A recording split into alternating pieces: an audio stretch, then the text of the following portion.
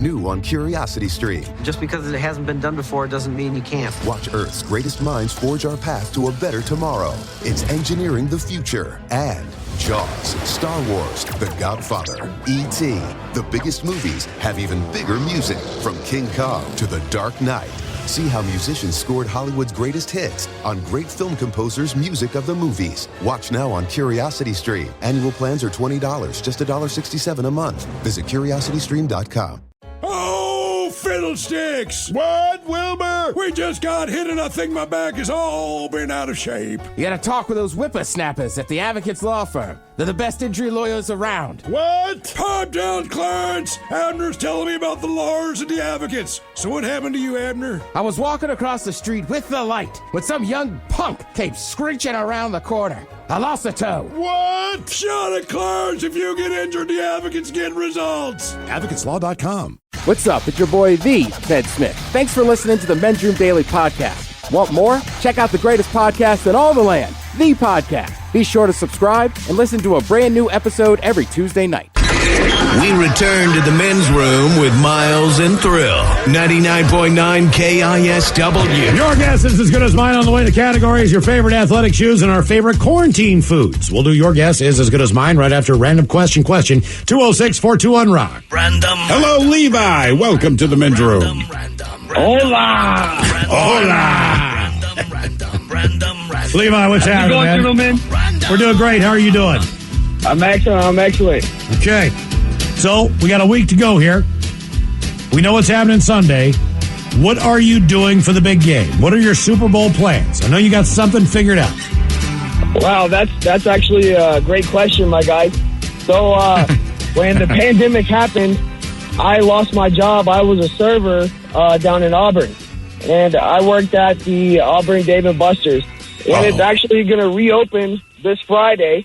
So that Friday, I will be working at the Dave & Buster's in Auburn, and I will be watching that game, and I'll be serving some beers up to everybody that wants to come in. That's a great place to watch a game. But how difficult is it for you working there to be able to just enjoy the game? Because people are going to be drinking beer and eating wings like there's no tomorrow. I mean, it's relatively easy. I've been serving for a long time, and at Dave & Buster's, the area I work in is right around the bar. So it's surrounded by TV. So as I'm working, I'm usually talking to the employees, recapping the game and seeing what's going on. I'm there the whole time with everybody watching it as I work, really.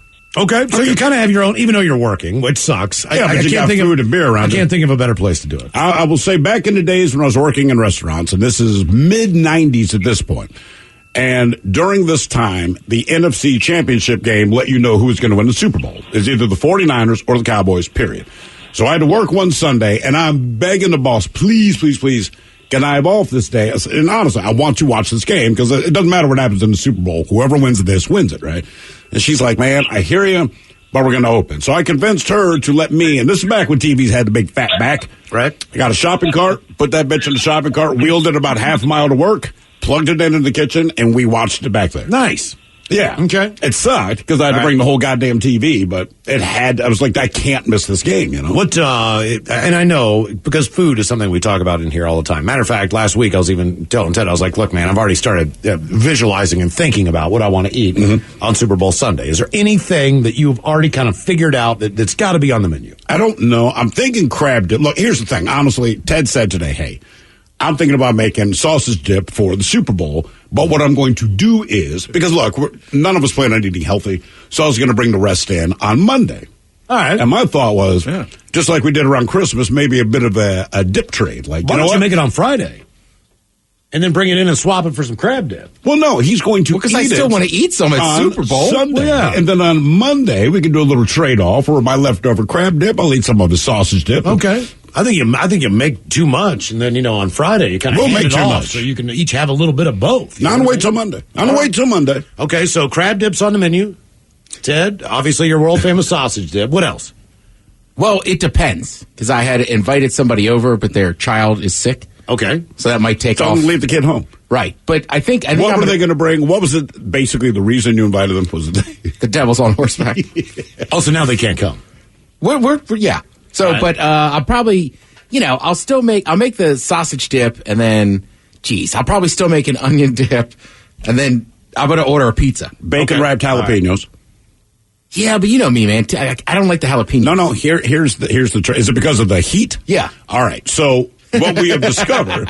Look, man, I'm 50. Everything gives me heartburn now. But what we've discovered is if you flash boil them before you wrap them. All right. Takes most of the heat out, man. So it's just the flavor of jalapeno, delicious bacon, the cheese insert, if you will. It's really good, and I'm telling you, it knocks the heat up because most of the oil boils out. I'm gonna make some homemade wings. Already figured that out. How many are you making? Because you got to bring some in Monday. The whole point of this is you need to have leftovers for Monday. I'll go get a big ass bag in the front. All right, do it that way, and then I'm gonna also do some crab soup. Okay. And my other one that's just easy enough is the TGI Fridays loaded potato skins that come in the frozen food section. I'm just going to buy a couple boxes of those, buy some sour cream. They're good enough for me. I don't have to do any of the work, and it's just fine. Now, here's my question for you, all right? So the two teams playing, you got Kansas City, you got Tampa Bay. If you want to go traditional Kansas City food, you're going to have delicious, heavy-ass barbecue, right? Like, correct. What is Tampa serving? Tampa is the home of Hooters. The first original Hooters, the first chain that ever did chicken wings across the United States. Based on age, I was going to say tapioca and grape nuts, but okay. Yeah. But that's a big seafood community, too. I bet you could steam some shrimp or something. Yeah. But they're never, like, known for it. And the problem is none of the fishes that live down there live up here.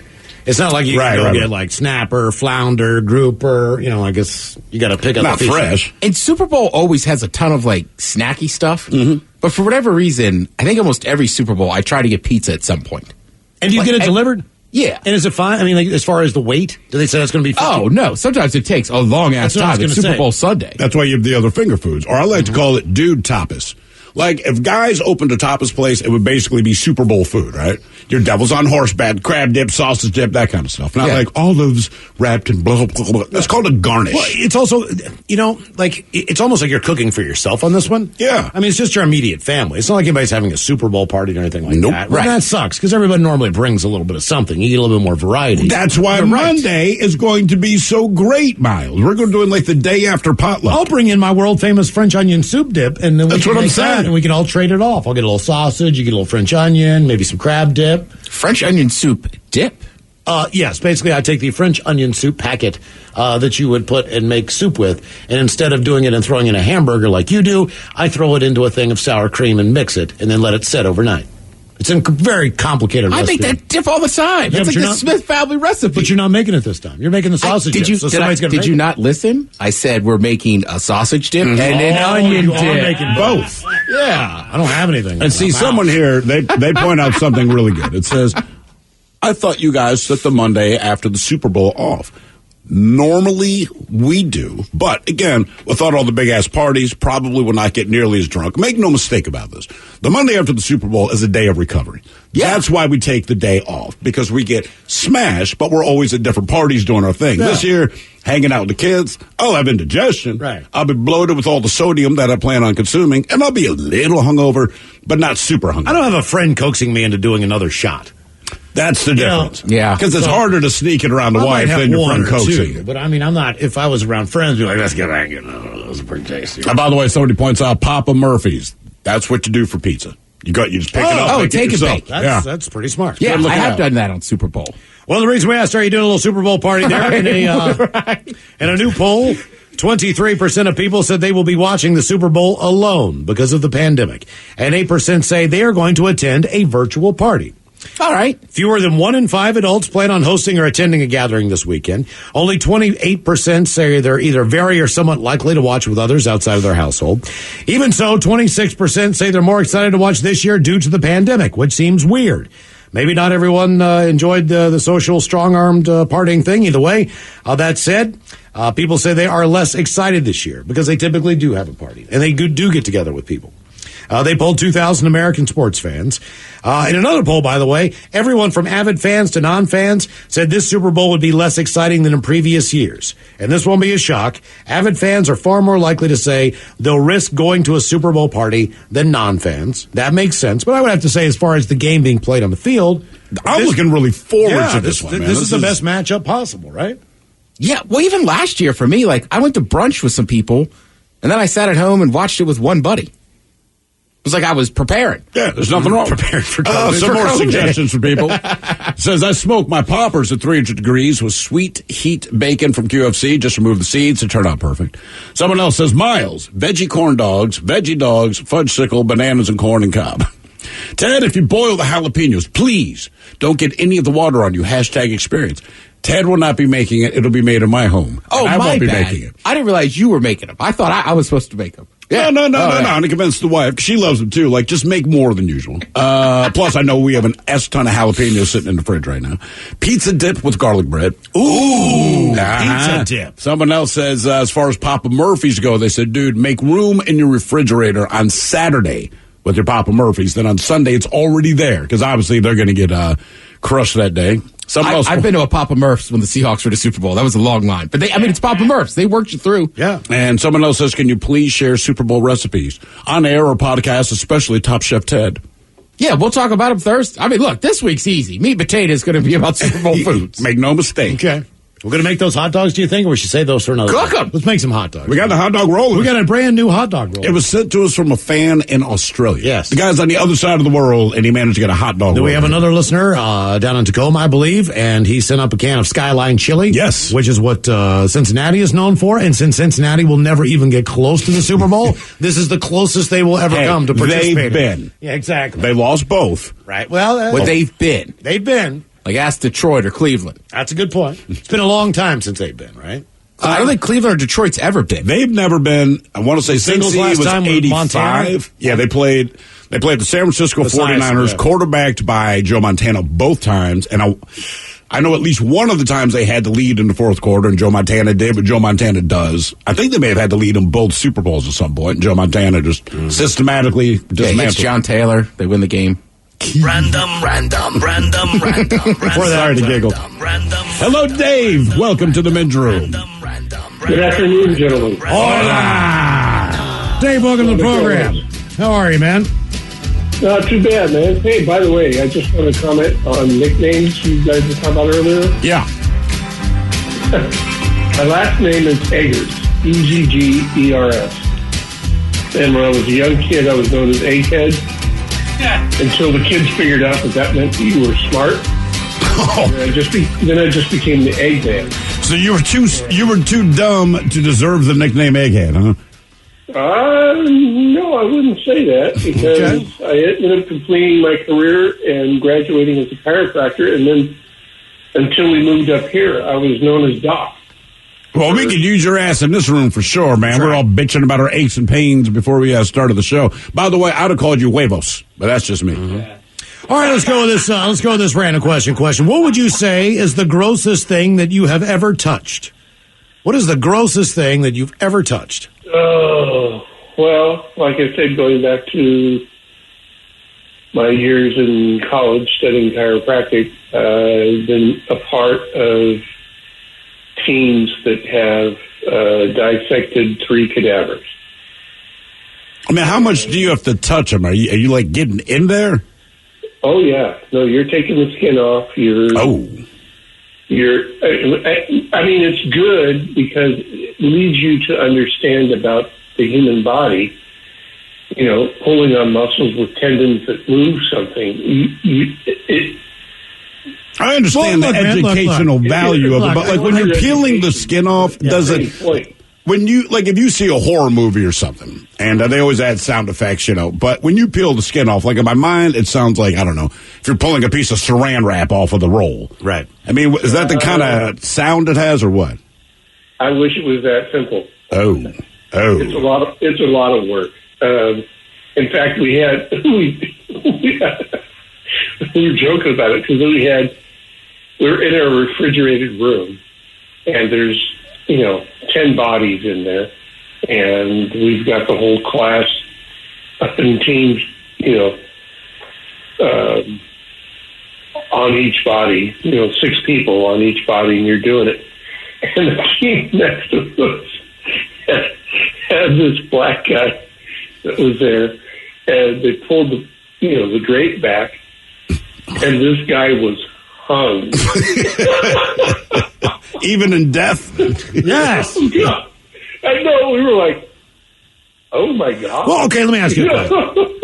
when you first cut into somebody, that was going to be counterintuitive. Like if you ever tried to land something on your body or take care of something or whatever, the idea of cutting your skin, right, with an X-Acto knife or whatever, it'll freak you the hell out, right? Sure. So even to do it on somebody who is no longer around, I'm still thinking they're going to pop and go, ah!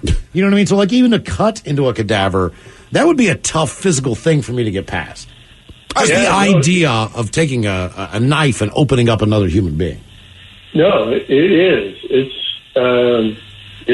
a bit weird. At the same point, it's necessary to learn. But it was wild. I mean, you are. How many times do you have to do it? Is it like one class, or is it something that it takes a week to get through? No. Like I said, I did it 3 times in chiropractic college, and it lasts about, it's a 4-week period where you're actually examining the body, and it is illuminating. At the same point, it's very conflicting because the people you are cutting into are those that don't have family that set up their funeral. These are basically people who are on the street who die and don't have any collection. So it's that part is somewhat disturbing. There's got to be a way to mentally fight through that. Like, look, this guy didn't have any friends, and he died alone. But he had a huge penis. Huge. I mean, like, if I had to trade it off, like, what do you want? Like 5 friends when you die and a small, tiny penis? Or no friends and a huge penis? Be like, give me a huge penis. Just so I can see what it looks like on me for like a week. You know what I mean? I'll just wear it around. See, he just made it sad. I figured these are people that volunteered their bodies to science, right? Like, you knowingly signed a thing. Like, yeah. Not like, well, nobody claimed him. Like, oh, well, geez, man. The reason we asked what's the grossest thing you've touched, an Australian man threw his used vibrator at the manager of an adult store after complaining he got too hot during use. Damn, man. Father of 3, Benjamin Pelican, who's 29, had gone to the store in Queensland to demand that the X-rated toy be checked out after it got extremely hot after only 10 minutes of use. But when the manager called him back and said the sex toy was working just fine, he went into a rage, called her the C word, and threatened to, quote, sort her out. He said he would take a replacement from the shelf, and she would not be able to stop him. Manager and store owner prepared for the expected confrontation by removing all the vibrators from the shelves. When he arrived, he yelled, "Where are the other vibrators?" before throwing a sex toy at the shelf. The manager then handed him his original purchase, repeating that they had not found anything wrong with it, but the man flung the device in her direction, and it bounced off a cabinet, hitting her in the leg. She then pushed a police panic button, which sent the man into a further rage, though he eventually left the store. When cops showed up at his home to arrest him, he verbally abused a female officer. According to the report, he pleaded guilty to threatening violence, committing public nuisance, obstructing justice, and 2 counts of using a carriage service to cause offense. But 10 minutes straight, man. Like, it's a sex toy. I just feel like within a 10-minute window, it should get you where you need to go. If you use your electronic toothbrush for 10 minutes. For 10 minutes, it's going to get hot. And we know where he's using that, so it's like it's a super sensitive area. Who was bitching, he or somebody else? I'm guessing if he's that angry, it's him. What's he doing with that damn thing? You know what he's doing with it. I need a new manual. More of the Random Question coming up, 206-421-ROD. New on Curiosity Stream. She was a loving wife, a devoted mother. She also stole atomic secrets and gave them to the Soviets. Meet the woman whose deception kick-started the Cold War on the spy who stole the atom bomb. And what if they catch you? Then I shall be shot. They're coming! Come back! relive history's most death-defying escapes. It's Impossible Escapes, Civil War. Watch now on Curiosity Stream. Annual plans are $20, just $1.67 a month. Visit CuriosityStream.com. Well, great balls of fire, Bubba. What happened, Bilford? That crazy son of a Sal blew right through that four-way stop on Main Street and plowed into my cowboy Cadillac. Your what? My pickup truck. And I'm pretty sure my leg is broken, Ted. Oh, quit your bitching, Buford, and talk with those side busters at the Advocates Law Firm. When I got busted up last month, well, shoot, they made sure those snakes at the insurance company played fair. Boy, howdy. Even that creepy so-and-so Kyle earned his keep. So if you get injured, the Advocates get results. AdvocatesLaw.com. This podcast is brought to you by the Washington State Department of Health. As we continue to listen, learn, and grow, we are amplifying Black voices and perspectives in an effort to start a new COVID-19 vaccine conversation. We're sharing stories intended to help us navigate this unprecedented time together and to co-create solutions in support of the Black community. Hear these stories at weconsiderwa.org. You're in the men's room. 99.9 KISW and KISW HD1 Seattle. Random question, 206-421-ROCK. Hello, Brittany. Welcome to the men's room. Random. Hola, bitches. Hola. Brittany, welcome to the program. Random question. Yeah. All right, Brittany, you sound sweet, so I'm going to give you a disturbing question. You think so? Yeah, she's Brittany. Did not strike me. I know the name Brittany. How could Brittany be mean? You can be crazy. Brittany speaks. Well, my nickname is Bratney for a reason. Oh, so, yeah. You know. Why don't you think every girl that calls in sounds sweet? You saw his license. I know. Like, I have a buddy that does the same thing. He's always like, she's beautiful. And I'm like, that means nothing to me. Because you say that about every single girl we meet. We're sure you're beautiful and sweet. Brittany, don't think my standards are low. I still think you're beautiful. All right, here you go, Brittany. She's a brat. This is going to be a tough one. You have to eat a friend. Who are you picking and why? If I had to eat a friend, I would probably pick my friend Jessica because she has a beautiful body, very lean, but a nice fat ass. All right. I see what you're doing there. Okay, you would start with a rump roast. Definitely.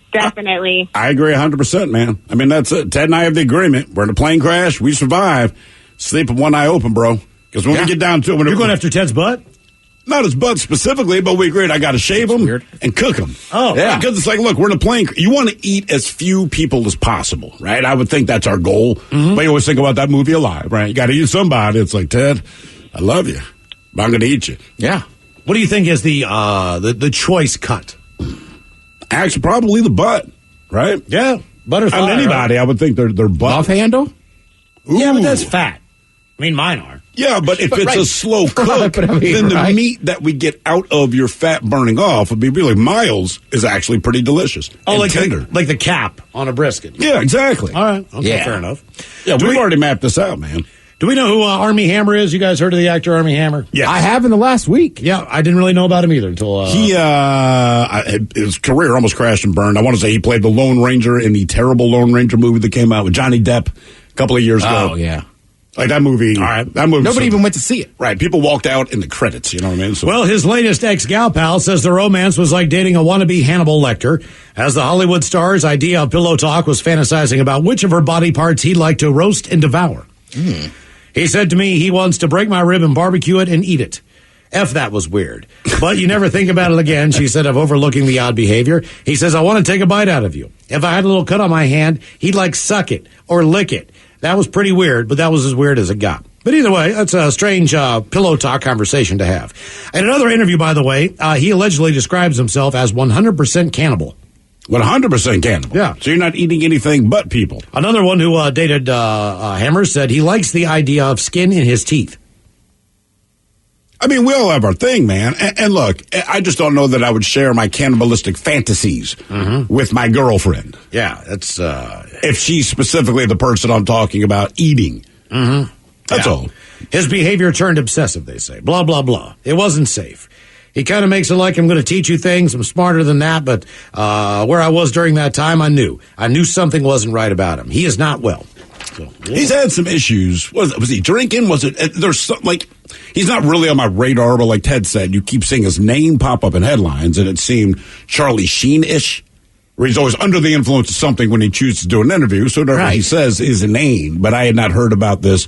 Even when I'm not drunk, maybe I want to eat you. Well, then he was posting videos of him driving cars and chugging beers and doing drugs while he's in the car. Yeah. That's not smart. Come on, Army. Just because you have a stupid name, you got to be smarter than that. Hello, Alex. Welcome to the men's room. Hey, guys. Hola. Alex, welcome to the program. Random question. Let's see what we've got here for you. Okay. What would you say is the sound that annoys you the most? My brother. Oh, quickness. His voice or just him in general? Him in general. He is. He's been an S all day today. and every other day is no exception. How long has it been like this?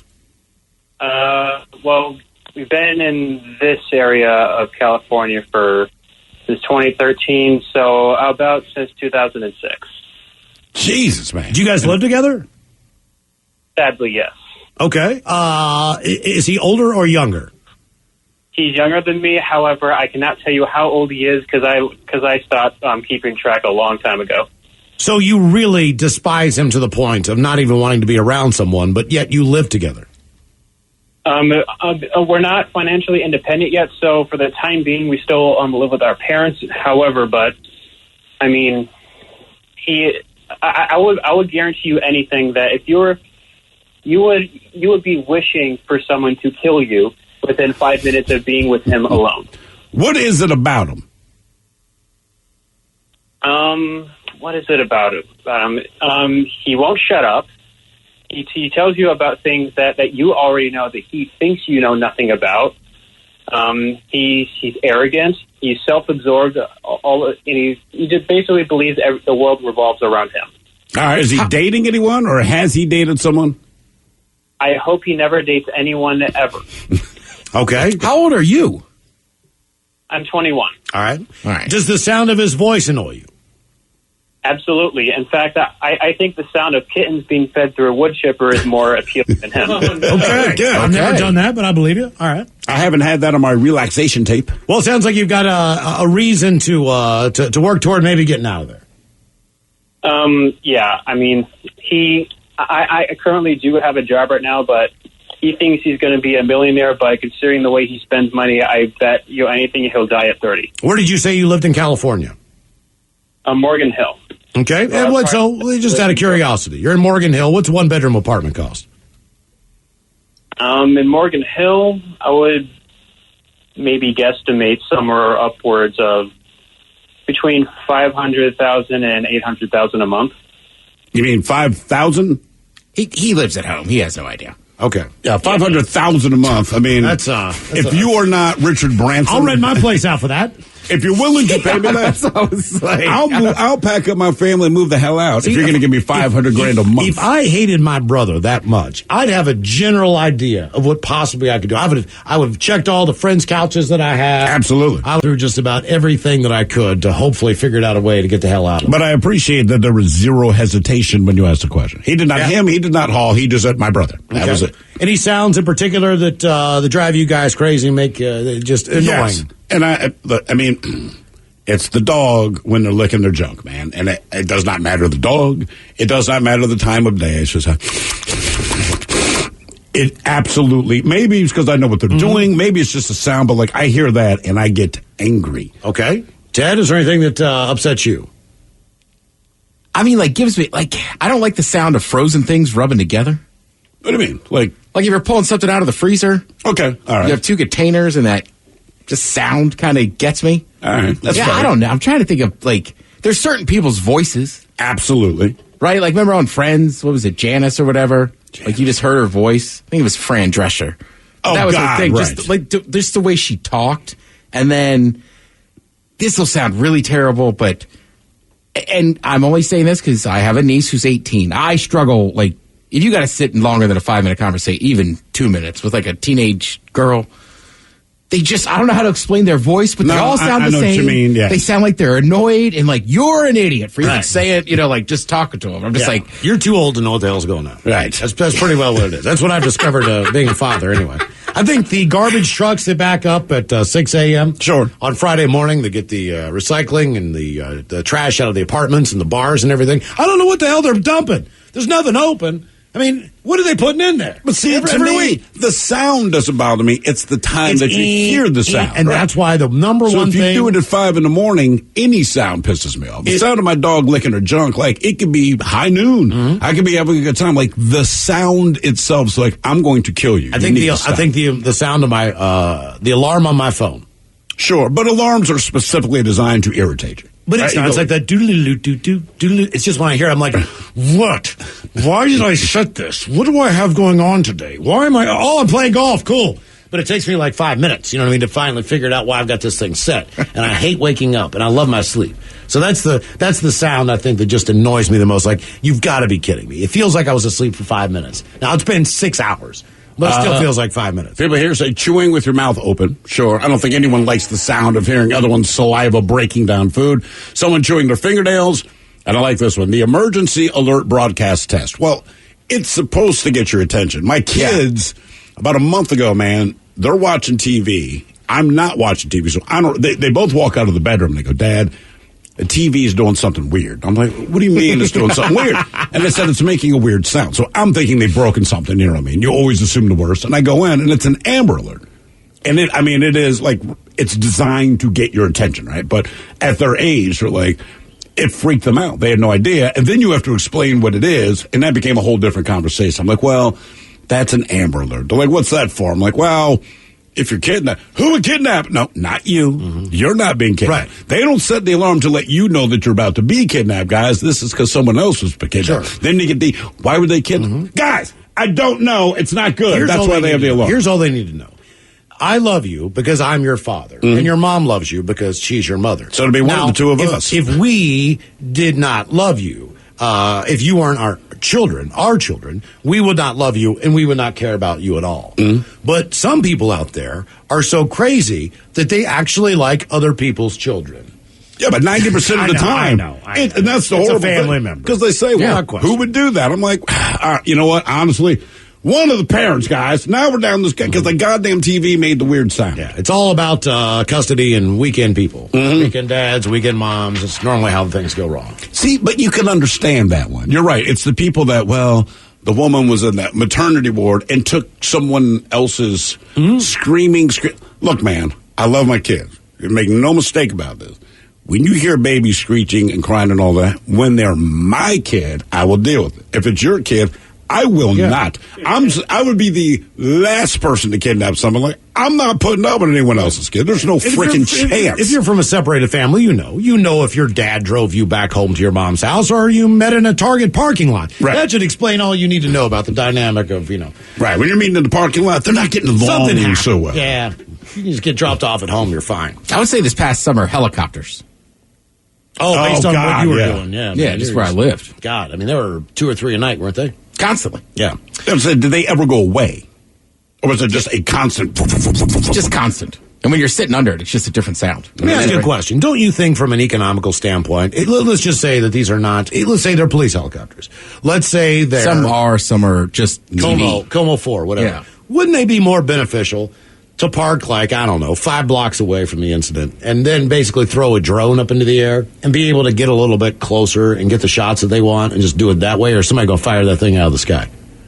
I wouldn't think anyone's going to take it out, but, but you're right. As far as money goes, safety goes, based on the fact that you're not doing a high-speed chase down a highway. I get that. But you're not chasing when it's a static event, where things are going down in this one area, throw a drone up there, man. They just marches and protests downtown. Then you just hear... That way it's just an annoying zzz. And I'm used to that sound, thanks to all the sex toys. Yeah, think of the money you're saving. Gizmodo.com asked a bunch of sound experts to name the sound that humans find the most annoying. Here are some of the responses.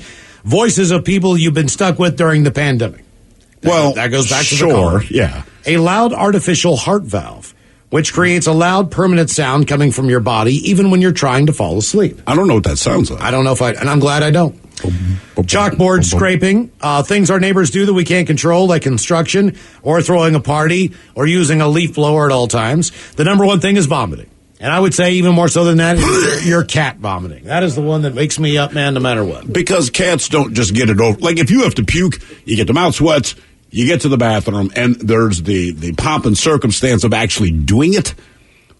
Cats, the best sound when a cat pukes is the moment it actually pukes, because for 20 minutes before that, you just hear it retching. I'm not really a loud vomiter. I just bend over and go, I don't think I care about people vomiting. I just hate vomiting. I don't enjoy vomit, and sadly, just from drinking so much back in the day, I've seen so many people puke. I've puked so many times. It just doesn't bother me. I'm with you. Today I was eating lunch, and I listened to the sound effect of somebody, and it was like, warning, it's actually somebody vomiting. I was like, all right. More chicken salad. Yeah, exactly.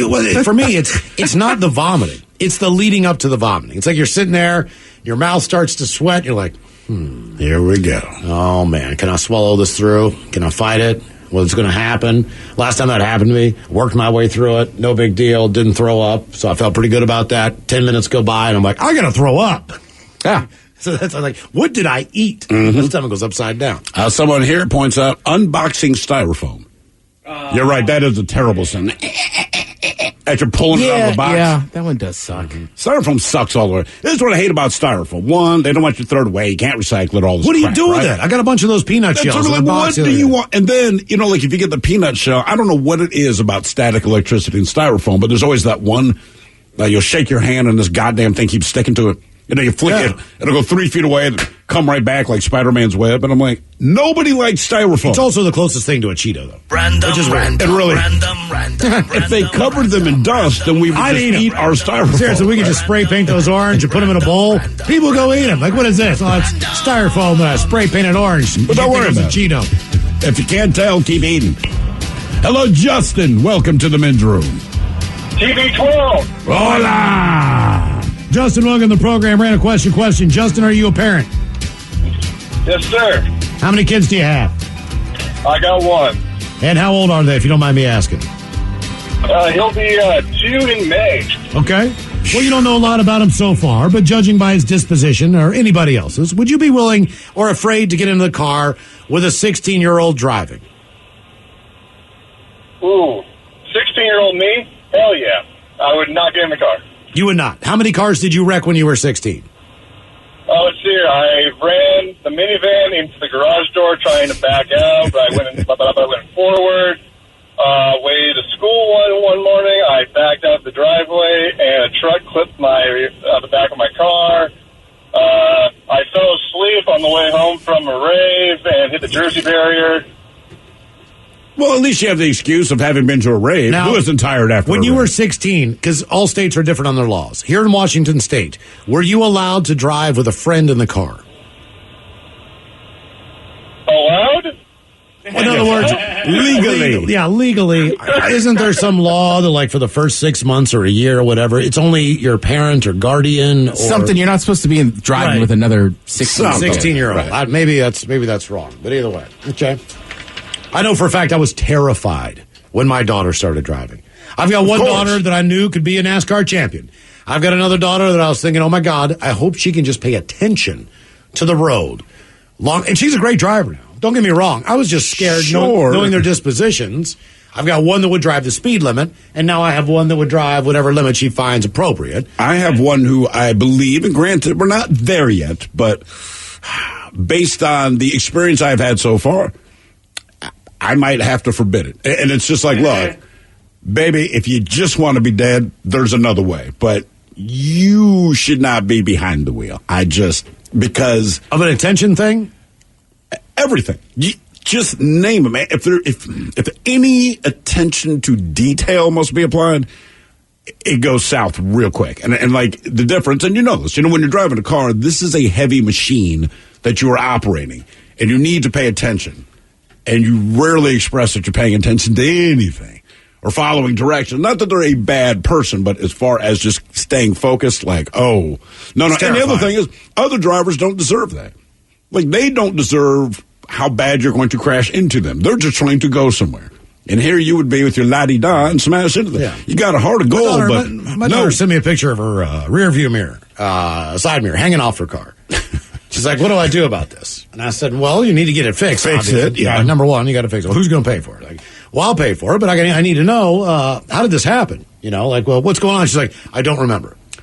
And I'm like, what do you mean you don't remember? Like, I didn't do it, so I don't remember. Like, it was in the parking lot, and then it got hit, or whatever. I'm like... You believe that? Because that's what I would say. Yeah, that's what everybody would say. I just know for a fact that if I already know who she's capable of lying to. I know which daughter it is. So right. I'm just like, God damn it. And I'm looking at this thing hanging off here. I don't know what's going to cause, but I know for a fact if I go and get it fixed, like, if the mirror is $500 or $501, what do you think, Mike, my deductible will be? $502.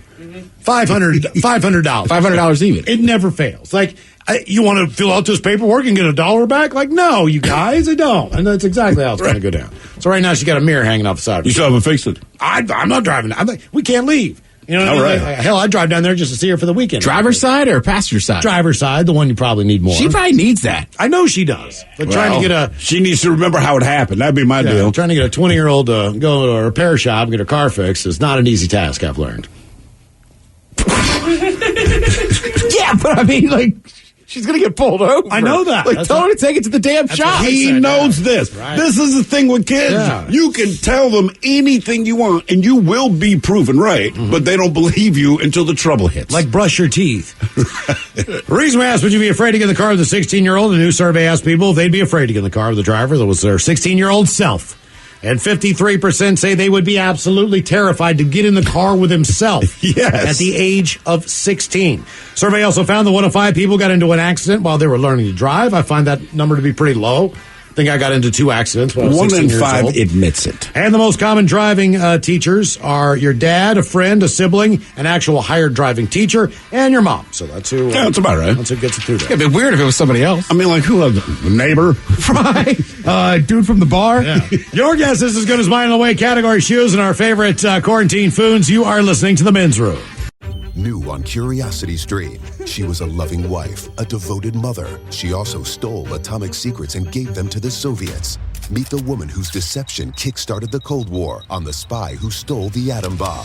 And What if they catch you? Then I shall be shot. They're coming! Come back! relive history's most death-defying escapes. It's Impossible Escapes, Civil War. Watch now on Curiosity Stream. Annual plans are $20, just $1.67 a month. Visit curiositystream.com. $20 million, $19 million, $6 million. These are all awards recovered for clients of Phillips Law Firm. To win big, you have to fight big. And Phillips Law has been fighting the too-big-to-fail insurance industry for decades. Not every case will have a multi-million-dollar outcome, but Phillips Law will fight just as hard to recover the outcome you deserve. If you or a loved one has been injured in a car accident or on the job, call or click today at 1-800-JUSTICE or visit justiceforyou.com.